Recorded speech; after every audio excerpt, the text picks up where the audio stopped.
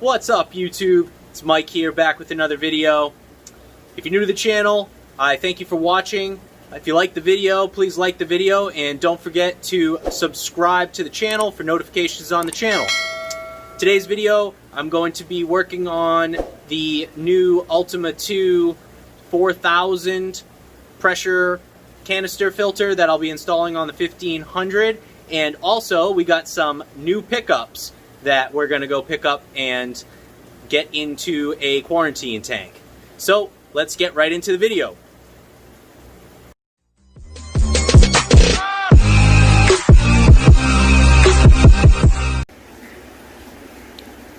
Alright guys, so since last week I have now drained the tank. I left it full of water about 5-6 days and no issues, so it was pretty cloudy and disgusting, so I wanted to drain it. And I'm also getting ready to install my lights, so I wanted to drain it for that anyway. But I gotta drain it before putting fish in it no matter what. So what I'm gonna do is I'm filling it back up, as you guys can see, with regular tap water, but I'm not gonna fill it all the way. I'm just going to try to get some of that dirt and stuff that settled on the bottom from me pumping fish tank water into it. But again, I didn't want to waste the water, and that's why I did it that way. This way the 1100 got some nice clean water change out of it, and I'm not sitting there wasting my tap water. So I'm going to fill this back up slowly and then drain it again, try to drain out as much crud and stuff as I can. And I've wiped down the inside, I wiped down the glass, so I'll continue to rinse this out. And I'll use just a couple convicts as test subjects, but I think it's going to be safe. It looks like Ohio Fish Rescue filled a couple tanks like a couple days after coating the inside with the same product. So in theory, that should be good to go. The epoxy should not be leaching anything that I have to worry about. So as long as we get all the dust and stuff out of it, we will be ready for fish maybe by next week. But everybody has been asking me about filtration, so as a first step to getting this running, I'm going to be installing this Ultima 2. These are well known in the hobby for being excellent pond filters, but a lot of people do use them on large volumes of water indoors, and I love this idea mostly because I'm going to be able to fit it into this closet. So I'm going to take you guys through some of the process. Well, you'll come through the whole process with me, but at least this week you'll see some of the process of that coming along. I have decided to drill the tank. I think I'm going to drill it around here, around this height, and put a low profile strainer. So I got these nice Schedule 80 bulkheads. I'll put one here and then a low profile strainer on it. I run a bunch of these on other tanks actually, which I can show you guys later. But anyway, I like that because it's a nice clean look. So I'm gonna drill a hole in the side of the tank. Yeah, I know I hate doing it, but it's not that big of a deal. I'm gonna drill a hole, and we're gonna have plumbing come out, come down to the floor, turn, come at this angle. So the goal is to kind of keep it hidden a little bit down on the floor. And my plan for the sump is I have to replace this sump pump anyway because it's been years since it's been done. So I got a new sump pump, and when I replace it, I'm going to take this return line that goes outside and I'm going to angle it toward the foundation wall instead. And we're going to come up a lot closer to the foundation wall so we're not sticking out as far, which will give me room for the canister. And I'm going to put a street tee on this. So the sump pump's going to come right up into it and then can go outside. And then this canister has a backwash valve. So I'm going to hook up my backwash valve to this line as well, so I can just backwash the whole system right outside. Great easy way to do water changes as well. So that is the plan. I am going to build a platform, an elevated platform around this height a little bit like maybe right up here. So I still have room to get in and out of the sump if I need to, but this will raise it off the ground. And I do have to decide where I'm going to put the pump still. I don't know if I'm going to put the pump tucked away in the back here somewhere a little bit elevated or something like that.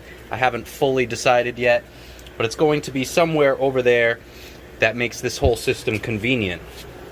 And then for the returns, I'm going to drill the tank again for the returns, and I'm going to come out of it with a 2-inch line and tee off of that 2-inch line into multiple 1-inch, I believe. The other option was to do three 3/4 inch instead of 2 1-inch lines, but I'm going to drill the back wall of the tank and do nice returns coming straight out about at water level. Nothing that really risks a leak is my goal. I don't want any leaks from any bulkheads, so the higher I can put the holes, the better.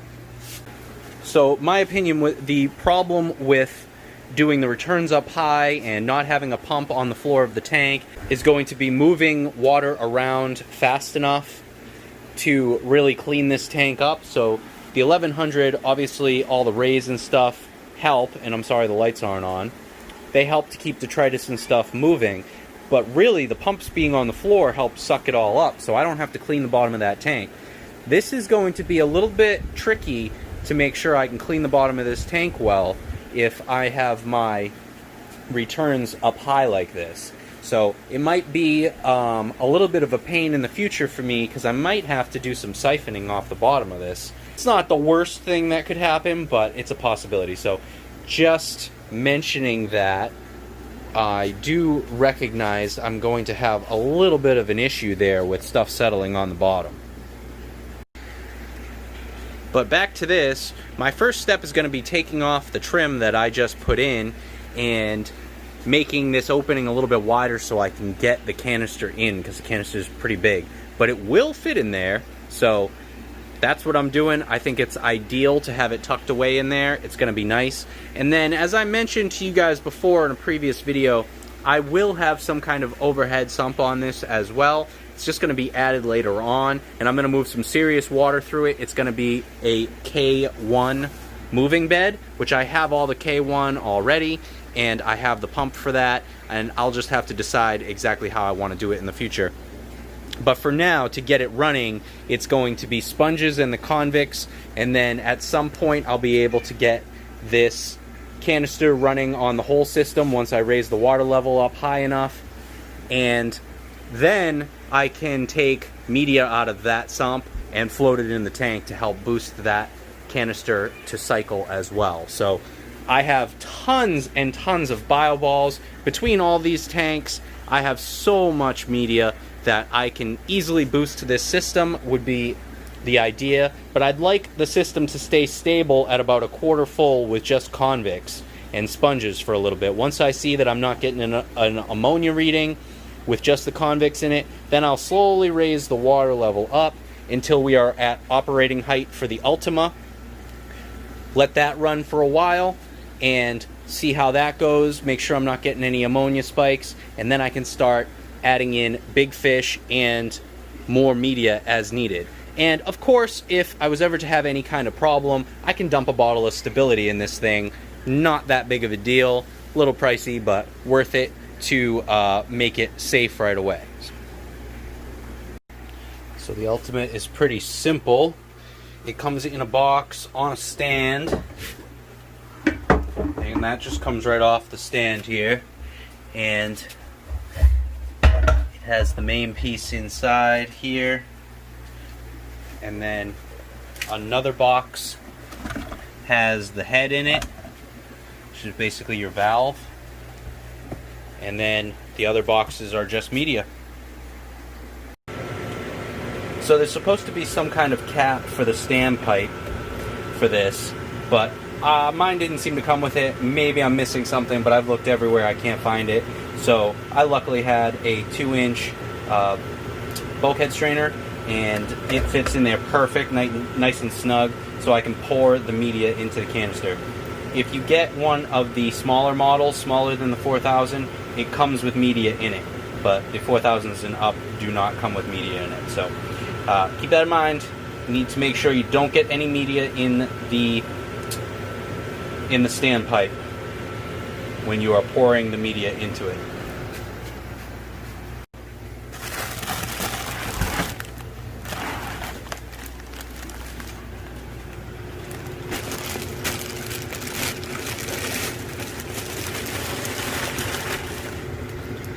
And to avoid spilling that everywhere, I had to put the camera down. But you get the idea. So now the entire inside is loaded with media. And now we can put the top on. So I'm going to assemble the clamp that clamps the head onto the top of the canister. Looks pretty simple.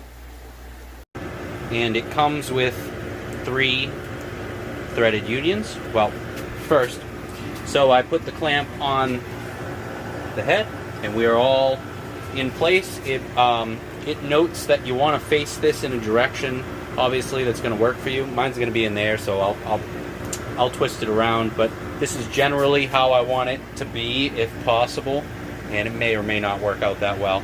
But anyway, it comes with 3 threaded unions, which I'm going to start putting in now, because it'll be easier to do it here than it will be in there. So they already come taped up and everything, and I'm just going to screw them in.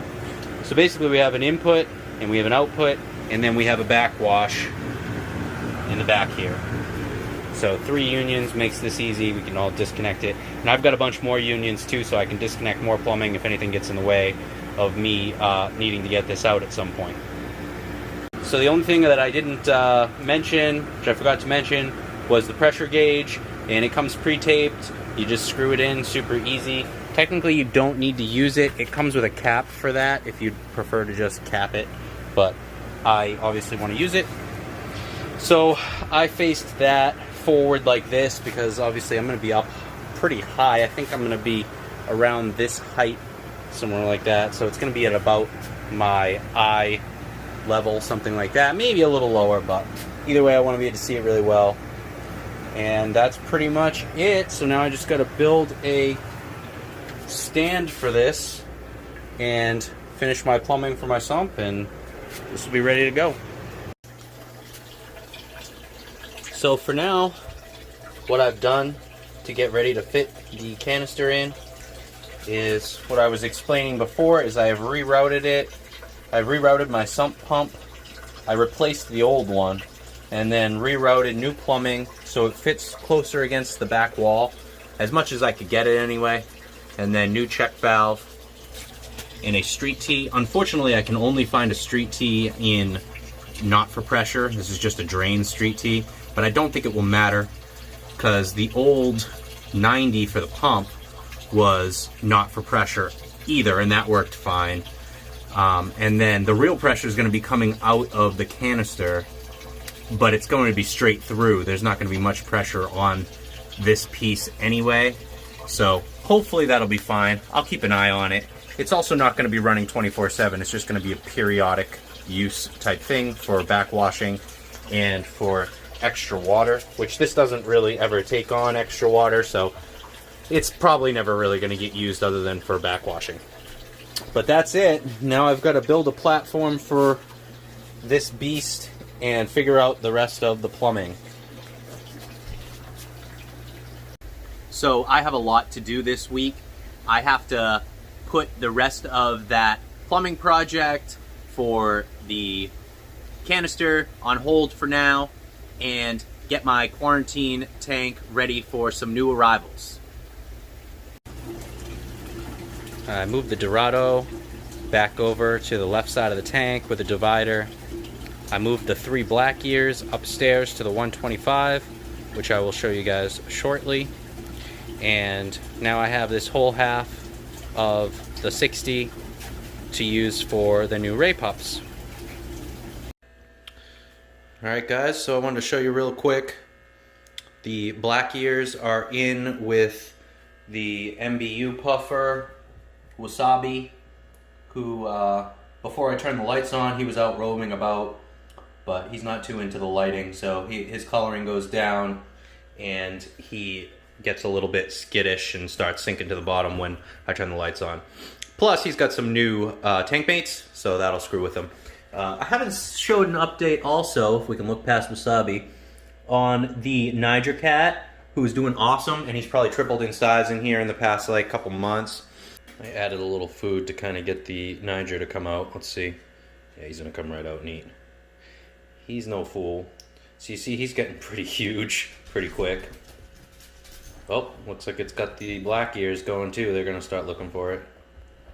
That's good, they're eating quickly. And Wasabi sank to the bottom, but he's a very good eater, and he has grown quite a lot in the past like 6 months or so. He's just very timid fish. But this Niger, at his growth rate, he'll be able to go downstairs with the big boys in no time. So I'm happy about that. I kind of expected that. Nigers are known for growing really quick. And the black ears haven't got used to the big tank yet. They're doing what pangs do and swimming into the glass. That's pretty common. Can get quite annoying if you have iridescent sharks or black ears or the Peroon. Will you guys chill out, please? I'm trying to make a video. But it can get very annoying with all the glass swimming, this glass surfing, or whatever you want to call it. But it's just what they do. And as they get more comfortable, it can settle down. There's a few things you can try to do to prevent that. I can talk about that some other time. But anyway, I figured I'd show you guys this tank. I don't show it very often. I think since the last time I have converted this all over to sponges. I don't know if I showed you guys that, but I did slowly convert this tank over to sponges for easier maintenance for me. It's also a lot quieter. The canister I was running on this was getting loud, and I just didn't want to clean it and deal with it. I'm sick of cleaning canisters. If you guys haven't noticed, I say that a lot. So this is the 125, doing well. So far so good. Nice little grow out up here. So seeing how I've got this all set up, let's take a quick drive.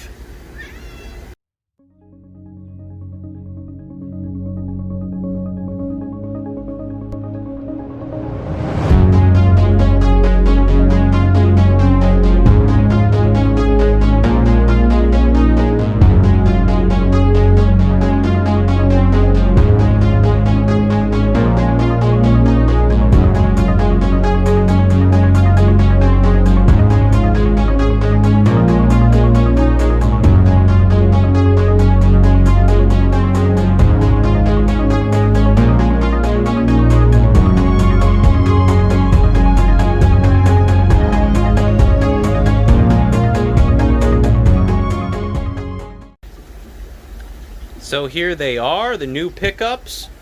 This is a pair, a male and a female, black diamond hybrid. The female, which I'm not quite familiar with which one is which yet. I haven't seen them come up much. I believe this is the female here, because I'm not seeing any claspers. Yeah, this is the female here. So she is supposedly a big spot hybrid, which she does look like she's got some big spots on her, so that's pretty cool. And both of them are beautiful. Honestly, both of these are beautiful. So I got these from Johnny Vang, which he owns Vang Life Aquatics, and I will put their link in the description below. I have got multiple fish from Johnny now, and every time has been a good experience. He's a great shipper, so he shipped these same day. Southwest Cargo, as you can see, we drove to the airport to get them. And great deal on these, so check him out. He sells all kinds of different fish, not just rays. Check him out on Instagram and on Facebook. Great seller. So these guys, I'm going to quarantine them in here, and the Dorado is in the back there hiding out. I'm going to quarantine them in here for a few weeks, and then eventually I'll add them in to my little pup grow out tank. But for now, they'll be in here for, like I said, for a couple weeks.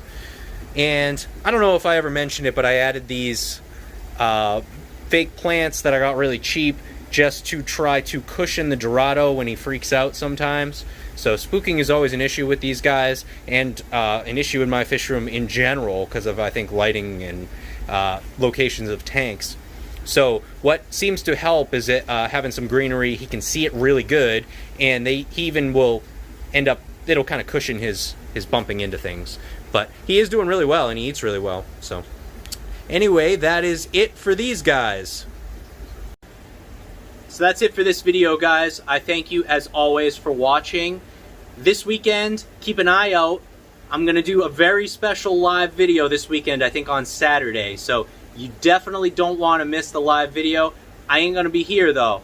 I'm going to be away. So stay tuned, special location, live video. I think you guys are going to like it. And again, I thank you guys for watching the videos. As always, don't forget to comment, like, subscribe. And this clown knife thinks I'm going to feed him. And I will see you guys in that next video. Thanks, guys.